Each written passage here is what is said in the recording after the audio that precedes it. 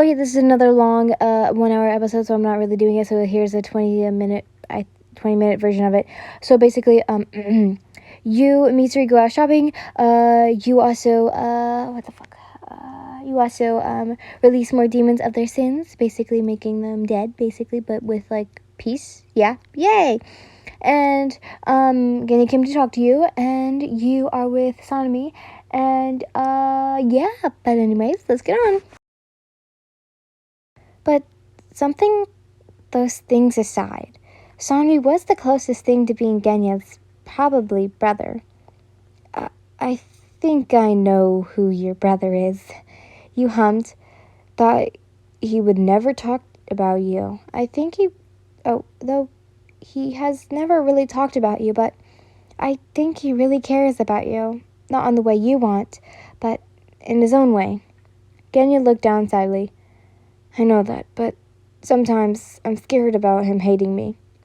I used to be like that with my brother, you blurted out with a hum. Genya looked at you with worry and curiosity. You noticed his expression and decided to speak. He shifted closer to you, shyly, but he did. I also have an older brother, but he's not a demon slayer. He always referred to me as a cousin from far away. Sometimes we weren't even acquaintances. He hated being in the same room as me, and would cringe or sigh heavily every time I would speak. Did you ever get along with him? Genya asked with a glint of hope. Oh, yet it quickly vanished when you shook your head. Oh, sorry to ask. It's fine. It's all right. You removed with a small smile to then hold his hands. He gasped softly at the contact, hands quivering, eyes wide, and red-tipped cheeks. You shouldn't worry anymore about what he might think of you. Yes, try to mend things, but never beg. You're a person, after all. You have higher values than what you think. Genya felt warm and the tingly feeling in his stomach, like hunger, but funny, enjoyable, sweet. So, just out of curiosity to confirm, you shook. Oh, you spoke, getting Genya out of his thoughts.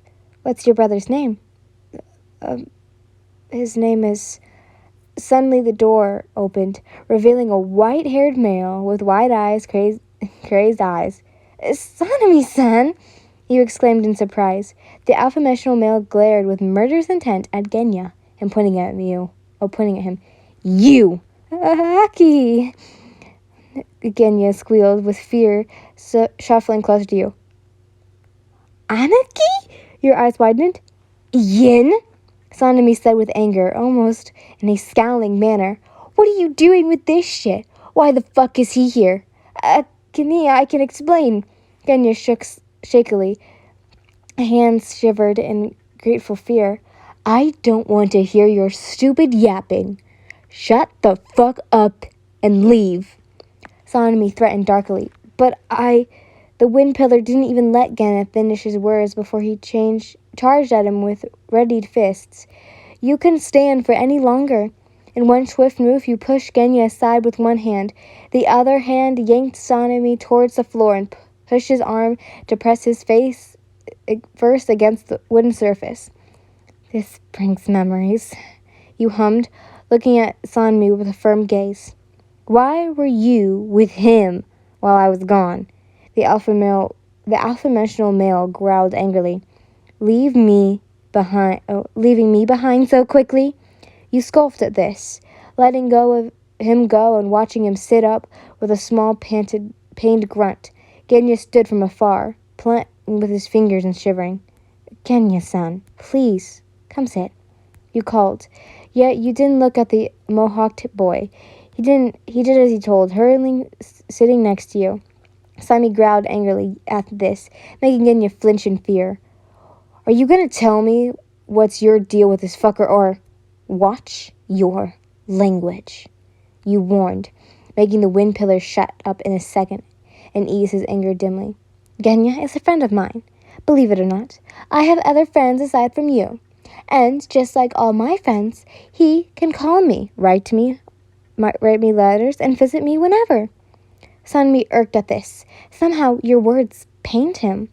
I know you two don't have a good relationship, but there's no excuse for you to barge into my house, try to injure someone, and spout profanities like some lowly drunken. You're better than that, you said. Then looking at Genya, he jumped slightly at your gaze, blushing softly. You should be more defensive. We just talked about it. Yeah, Genya nodded, still blushing. You smiled at his cute antics. You can leave if you want. We can talk another day, you offered, to which Genya nodded frantically with a hopeful smile. Something that made Sanemi rage like no other was that Genya gave you a quick hug before leaving. Worst part was you didn't even resist. Instead, you hugged back. Why were you so focused on his moron little brother? Why did you let him hug you? You really were an idiot. Sanemi, you called. The wind pillar looked at you. I know you don't like your brother, but can't you be a little less mean to him? He really does care about you. Sanemi knew that already, but he didn't want that moron to follow him like some lost duckling. Whatever. Let's put that aside, he scoffed, leaning back boredly. Not gonna ask how my day went? How are you so unsensitive? You asked, in disbelief, in slight anger. Genya is your younger brother. He wants to make things right between you two, and you don't care about it at all? He's got to fend for himself, and he won't do it through something as useless as brotherly love, Sanmi said with a grunt. You're... You tried to speak, yet you were in total loss of words. How could he reach your patient limit so quickly? You felt tears trickle out of your eyes, to which you looked away with a frown. Sanemi sighed. Come on, really? Now you're crying? It's all your fault, you mumbled, cleaning a few tears from your hoary sleeves. You're so horribly mean and empathetic. Or maybe you're too much of a crybaby. Sanemi chuckled. Your face began to look red with the constant friction between the hoary and your skin, to which the white-haired softly moved your hands away from your face. Hey, you're hurting yourself now. Stop that. Leave me be, he mumbled. Can't believe this crybaby is stronger than me, Sanmi said with observant irritation to taunt you. Seeing his words got no reaction from you, he sighed in defeat. Just because of a little fight? You truly are too naive for this world. I'm not a crybaby because of the fight, you defended. Well, maybe a bit. And why are you crying? Sanmi asked. I'm too emotional at times, he sighed. I know that, but why are you crying? The wind pillar urged. Is it because of your brother? You looked at Sanmi with downtrodden eyes. You were eavesdropping? Does that matter now? Sanmi rolled his eyes. When he saw you were about to complain again, he quickly spoke. Before you say anything, at least I have a good reason to push my brother away from me. Not all my older siblings are like him. And that's the reason exactly? He retorted. Or will it be another thing you rather keep to yourself? All I can say is that we older brothers don't demonstrate care the way you guys want. But the affection is still there, Sanmi said, almost in a mumble, looking away. You smiled dimly at this, which the wind pillar noticed. You better not tell him. You made me get angry and cry for nothing, you sighed heavily. Nonetheless, you have to be nicer to Genya. Here you go, crybaby. Sanmi handed you a wooden box. You opened it, finding a cat-shaped dingo inside. I was gonna give this to you, but the whole damn deal with my brother and you happened. Maybe if you didn't act like you did, everything would have gone well. You raised an eyebrow. Whatever, just eat, Sanmi huffed. They're too cute to eat, you admitted, giggling as you looked at the dingo. Same with the food you prepared me, but I ate it anyways, Sanmi retorted, yet stuttering between words. With so many food I've been given, I'm afraid I'll gain lots of weight, you laughed, shaking your head. And? Not like you should care, Sanmi shrugged. You rolled your eyes, sighing in defeat as you began to eat. Sanmi contemplated you with a warm, tender smile, finally giving in to you and your charming self. He hated you no more. He now saw with the same eyes everyone else did. Or maybe not yet. You farewell Sonomy, for he had to head home. Believe it or not, at this point, even the wind pillar had a place to go to, aside from your house. Once again, the wind pillar's request, you packed him food. I'll bring you something aside from food next time I visit you, right? Sonomy sniffed, ruffling your hair. How about a hairpin? Don't bring me anything. Leave it already. You complained, making him chuckle at you. If that makes you stop crying, then I'll do as you say. Sonomy taunted with an amused smirk. I'm not a crybaby, you said, bothered. Your anger was brought to a zero when Sonomy's hand gently grazed the side of your face. He had such a peaceful look in his eyes, and that you couldn't help but look away. You better not be, he spoke, almost whispering. He then turned away and left without another word. As you watched Sonomy leave, you placed your hand atop his cheek, the place where Sonomy's hand was just a couple seconds ago. Men were strange and mysterious people, so hard to read. As you turned back, you noticed you stepped on something bland. It was a bag. Strange. You hummed, inspecting the said bag. It had a note attached to it. You took the note and read it. No one can escape from the gods and their will. The punishment of sinners that dare tarnish their name and yourself hath come. The mentioned made you feel uneasy. Yet you opened the bag. Its contents made you whelp in fear and horror as you dropped the bag, stepping away from it and soon falling on your rear. Because of your frightened sound, Kabushki soon came to check on you. Yen-san! Kanata panicked, helping you stand. Your legs were shaking tenderly, and your lips quivered with terror. Jin and Maya also came to your aid, hugging you and leading you inside the house. Someone check the bag, you heard Katana order. It was soon followed by the sounds of the Kazukis that either screamed or threw up. Tongues, a Kazuki said shakily. There were severed tongues in the bag. The next morning, Mitsuri offered to house you in her estate in the meantime.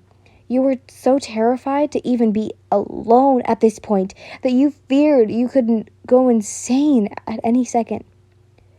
You could have told me sooner about it, dear, Mitsuri said worriedly, handing you more pizza. How many times have you hidden from me? We're supposed to be besties. I didn't want to worry you, you replied, eating your pizza without much energy. Tanjiro always makes a big deal about anything I tell him. He worried a lot, even I thought it was a minimum. Well, almost being killed, having someone sending you weird things, and Tanjiro constantly checking up on you aren't miniature things? Mitsuri pouted. Actually, I haven't received any letters from Tanjiro. You trailed off. Mitsuri just was as puzzled as you. She soon nodded. Well, then that means he's breaking up with you. There's gotta be at least tell you about it, or else it'll be considered cheating.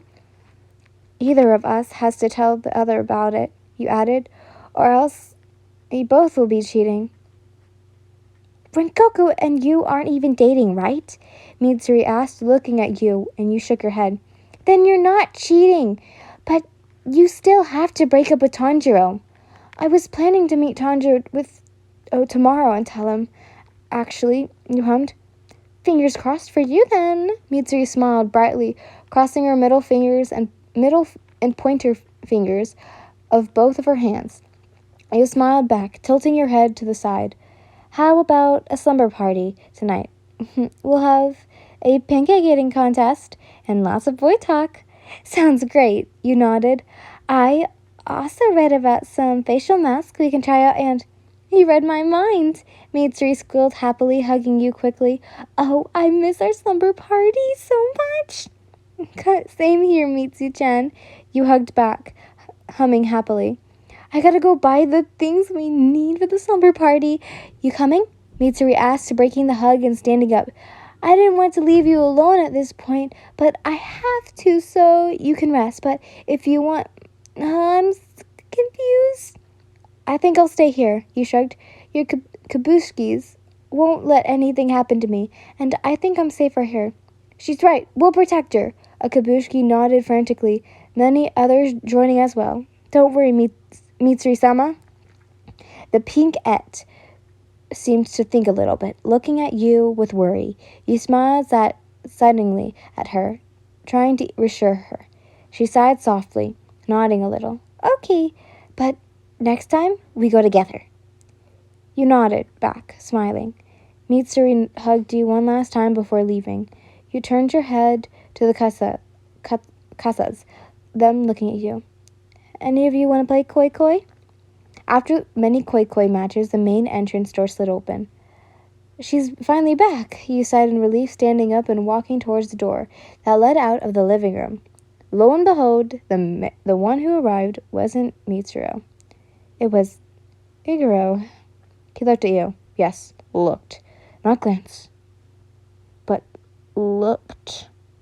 L-O-O-K. It says that, by the way. Iguro-san, he breathed out, blinking a few times.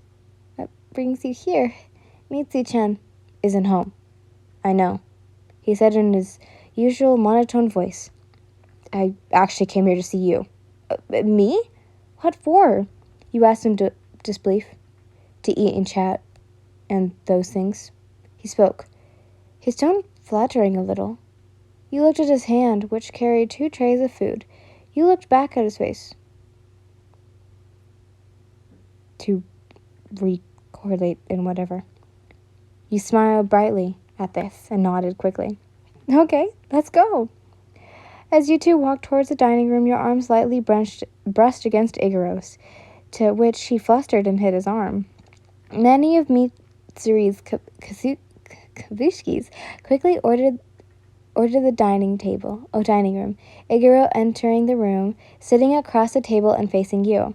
He opened the bento box, revealing sushi and rice. The kabushki excused themselves and left the room, leaving the snake pillar and you alone.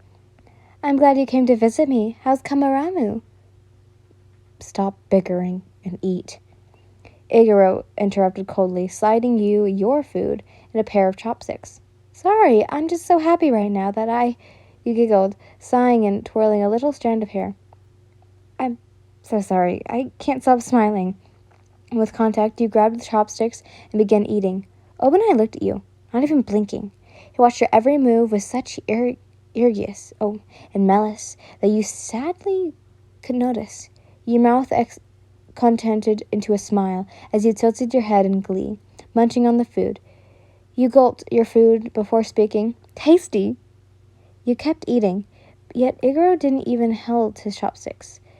The bicolored male kept observing you, watching for a reaction, a discomfort, anything. But after your 4th chopstick of food, the moment came. Your eyes widened as you began to shiver. You tried hard to swallow, but you coughed out your food instead, choking and wheezing painfully. You collapsed on the floor, desperately trying to breathe, or at least talk. Your chest felt like it was burning.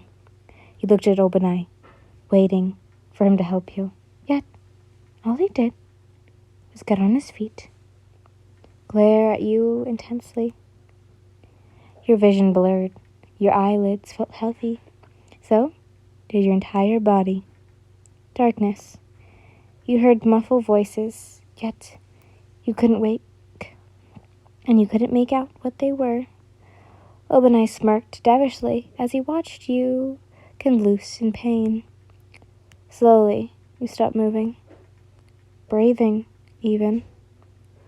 Have fun in hell, you cult kid. He spat, half relieved and half disgust. The door slid open in a single strong swing. Not only Mitsuri stood there, but the wind pillar as well. Hikaru, what the fuck did you do?